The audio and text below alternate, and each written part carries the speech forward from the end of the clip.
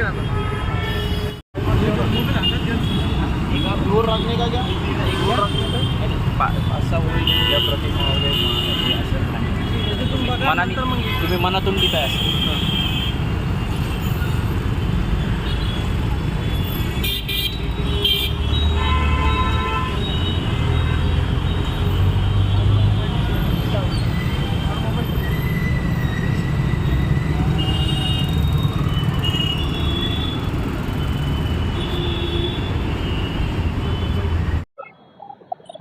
आपल्या सर्वांना कल्पना आहे की आत्ताच नुकत्याच लोकसभेच्या निवडणुका पार पडल्या आणि त्याचे निकाल देखील लागलेला आहे।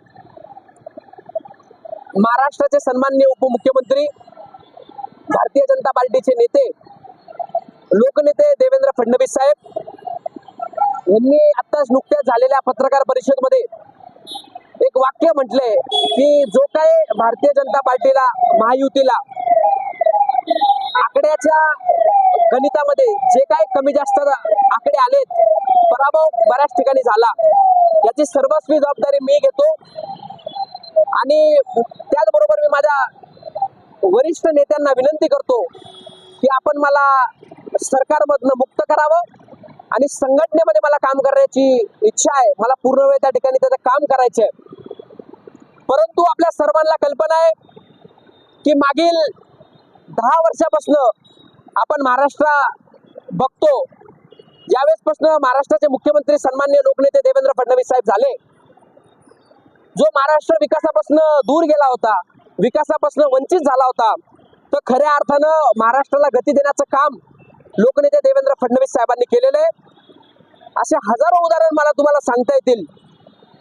मग तो मुंबईचा कोस्टल रोड असेल, मेट्रोचं जाळं महाराष्ट्रभर विणण्याचं काम असेल, अटल सेतूचा विषय असेल, समृद्धी महामार्गानं नागपूर ते मुंबई जोडण्याचं काम असेल, ज्यामुळे तळागाळातल्या शेतकऱ्यांना, युवकांना, रोजगार निर्मितीचा विषय असेल, असे एक नवे अनेक प्रकल्प, मागील त्याला जलयुक्त शिवारचा विषय असेल, या मराठवाड्यासाठी वॉटर ग्रीडचा प्रश्न असेल, आणि ज्यावेळेस असे विकसनशील नेतृत्व देवेंद्र फडणवीस साहेबांच्या माध्यमातून आपल्याला लाभलेलं आहे, तर खऱ्या अर्थाने अशा व्यक्तीने सरकारमध्ये राहिलं पाहिजे, सरकारला त्या ठिकाणी, शासनाला त्या ठिकाणी दिशा दिली पाहिजे।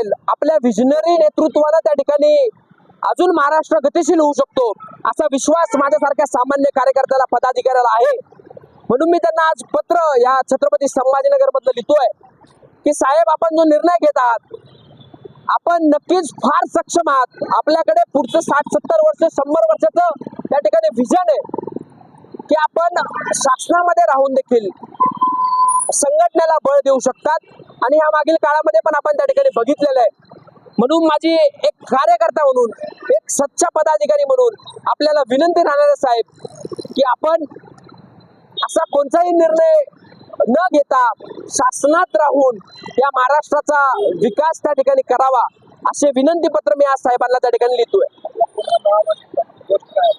मी भारतीय जनता पार्टी युवा मोर्चाचा प्रदेशाचा सचिव म्हणून त्या ठिकाणी काम बघतो। माझं नाव कुणाल नितीन मराठे, राहणार छत्रपती संभाजीनगर।